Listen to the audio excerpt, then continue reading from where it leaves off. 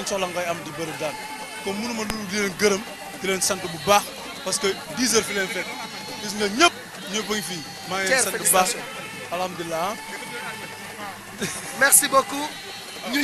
ñu gërëm Balla bàyyi ko mu dem. waaw ñoom métti ñoom Fallou ñoom Jules Ndaw ñoom Adama Ndiaye maa ngi leen di gërëm daal parce que ñoom dañuy sonn ci man. Kulim Dioum yaa ngi gërëm lépp. waaw sama doom day mi ngi ñëw foofu topp si la léegi ak caméra yi. ñu xool foofu nan lay dem. dem Casamance xam naa bu may dem nag maa ngi ñooy ànd ñëpp ñooy ànd. ñun ñëppay dem Casamance ñun ñëppay dem. non dañuy def caravane.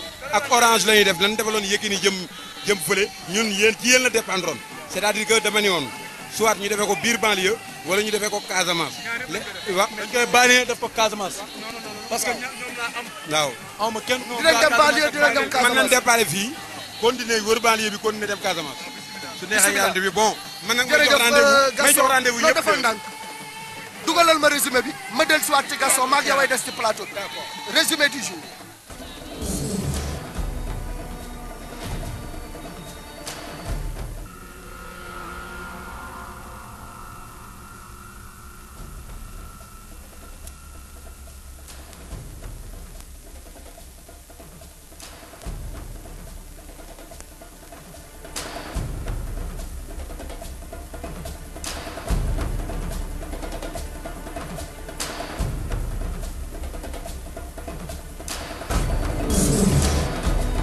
Yaawu rocceeku na dugal na perkit fàqat na ko Tapha repelu na Yaawu daan na ko Yaawu Jaal daan na Tapha italien.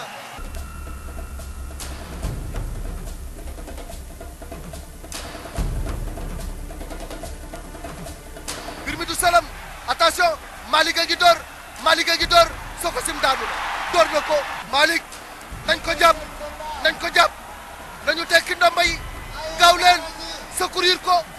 lay la dooraat crochet bii nag moo ko yóbbu terre.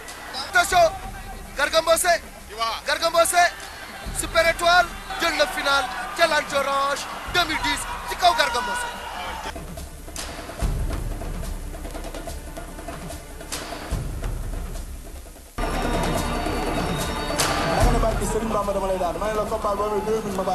Balla Gaye mi ngi lewtoo 33 secondes Balla Gaye door na Baboy dam na jël ko Balla Gaye riñaan na ko Balla Gaye war na ko ndombo Balla Gaye war na ko ndombo Balla Gaye dama Baboy. xoolal ba mu ko wiccee mu dem foofu dafa waroon a taxaw gis nga ko Balla Gaye dafa daw mel ni ku koy won ginnaaw booba da doon xalaat mboot mi gis nga ko la force élimine la technique bot na ko mais attanu ko da koy plaqué rek pousse ko mu defee nu xoolal bëre bi jàll. c'est ni mu éliminé appui bi muy loxo ba la waa appui ba troisième appui ba la éliminé pousse ko mu defee nu doole doxul jàmm. loolu mooy lamb. jërëjëf doole doxul jàmm. merci beaucoup.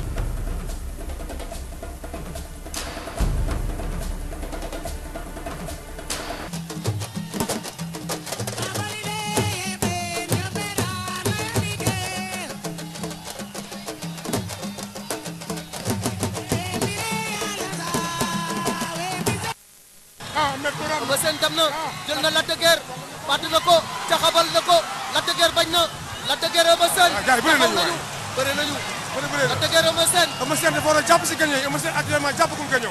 Lac de Guiers moo jàpp gaño Lac de Guiers jàpp na Eumeu Sène crochet na ko Eumeu Sène crochet na ko Lac de Guiers bañ na loxo yi Lac de Guiers dugal ñaar loxo yi jàpp benn si gaño gi beneen mu koy yóotu beneen bi ñu koy yóbbu jàpp na ñaari gaño yëpp fu ne nii arbitre na da ko crochet arbitre na match nul. Ça m'étonne, non? 4 secondes, 4 avertissements partout. Ah, partout là? 4 avertissements.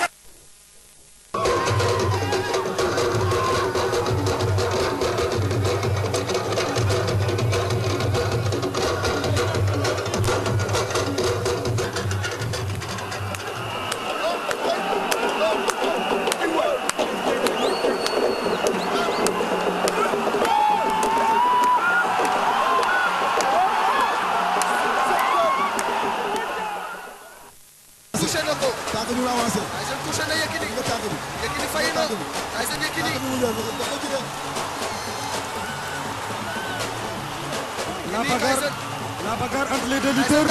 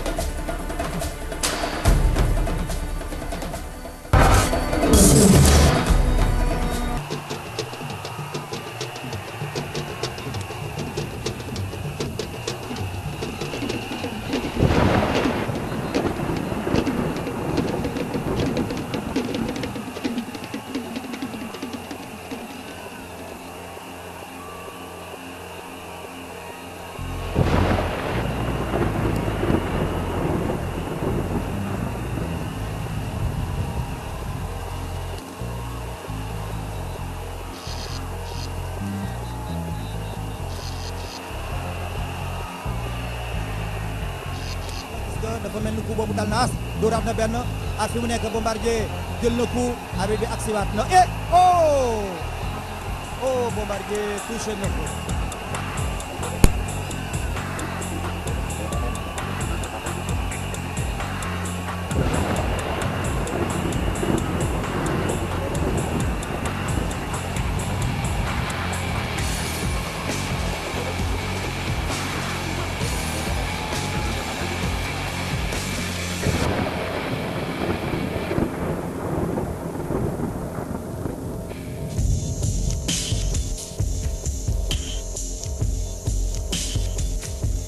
Cap sur 2011, le grand rendez-vous est déjà ficelé avec Gaston Production, Bombardier, le B52 de Mbour, contre le roi des arènes Yahya Diop Yekini, acte 3.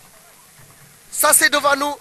Yàlla nañu yàlla may wér may ñu tal may ñu fekke ba ñu yegg foofu waaye daal li ñu mën a jàpp moo di ni saison bi yàggoon na yoon wi guddoon na metti woon na waaye ci kàttanu yàlla liggéey nañu ko ba yegg si tey ci cëppaandaw ji kon kenn ku nekk ci ñun war nga mun a wax alhamdulilahi rabil alamin ñu delloo njukkal rek suñu njiit di suñu kilifa di suñu directeur général Babacar Diagne di delloo njukkal personnel bi yëpp ci mobilisation bi parce que défi yi bari woon na front yi bari woon na waaye front bu ci nekk yàlla suturaal nañu ba ñu liggéey ko ba mu yegg ci alhamdulilahi rabil alamin yeneen défi moo nekk suñu kanam on ne baissera jamais les bras toujours en avant pour le meilleur pour vous servir loolu mooy suñu leitmotiv waaye nag Gaston aussi ñu ànd ak moom ànd bu rafet liggéey bu rafet ba yegg si tey ci cëppaandaw li jekk na jaadu ñu wax ak moom ci collaboration bi tirer conclusion yi soog a dellu fële man Malick Thiandoum mi tamit maa ngi sant di gërëm ñëpp ñi ma jàppale ci liggéey bi